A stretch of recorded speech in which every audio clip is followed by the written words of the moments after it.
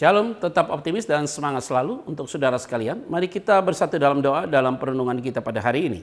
Bapa, kuasai kami.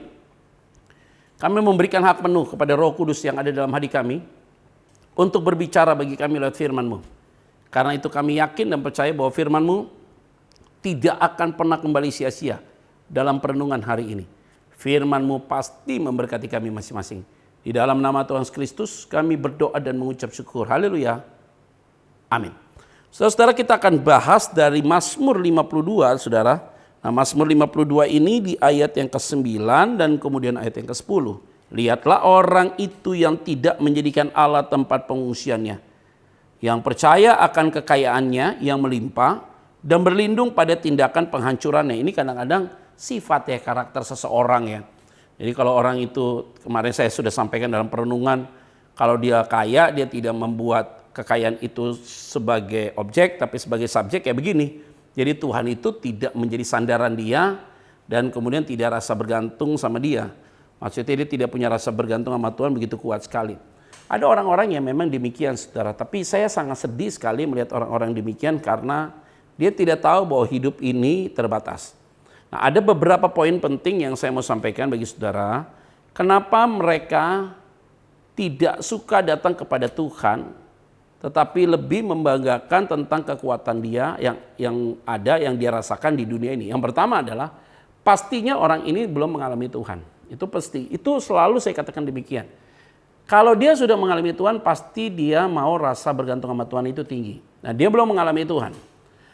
Dan poin yang kedua adalah dia sudah mengalami Tuhan, tetapi Tuhan yang dia alami itu yang sifatnya adalah sifat yang oportunis. Yaitu apa?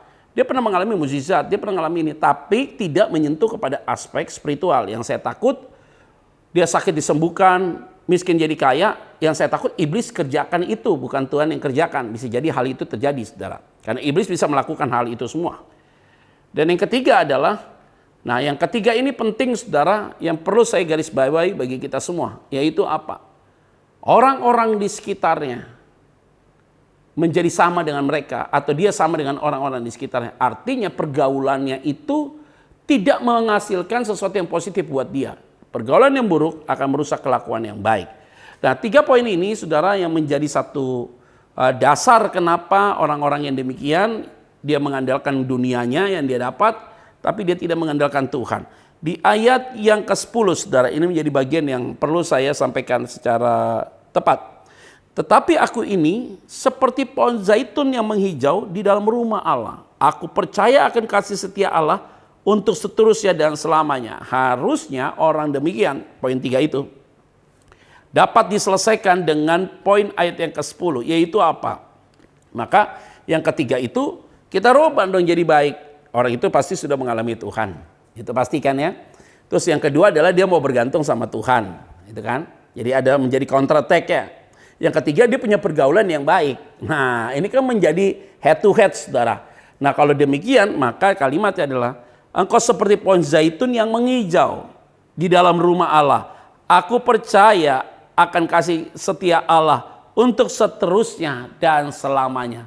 Ini adalah menjadi satu kualitas kehidupan rohani seseorang. Nah, saya berdoa, saudara, supaya saudara memiliki, saudara, kejujuran dalam hatimu, keterbukaan, dan kalimatnya adalah engkau memiliki komunitas yang sehat, pergaulan dengan orang-orang yang sehat. Nah, biarlah firman Tuhan ini menjadi pegangan bagi kita untuk kita melangkah sepanjang hari ini. Mari kita bersatu dalam doa. Tuhan, terima kasih firman-Mu mengingatkan kami untuk kami tidak mengandalkan apa yang kami dapat, tapi kami mau mengandalkan Tuhan. Tapi bukan hanya itu saja Tuhan, tapi kami juga harus memiliki sebuah komunitas yang sehat, yang akan memberikan sumbangsi positif bagi hidup kami. Berkati hidup kami, dan tentunya Tuhan jaga hidup kami, supaya kami tetap melihat ke depan apa yang Tuhan mau perbuat dalam hidup kami. Di dalam nama Tuhan Yesus Kristus, kami berdoa dan mengucap syukur. Haleluya. Amin. Saudara, tetap jaga kesehatanmu, dan tentunya Tuhan pasti menjaga saudara. God bless you.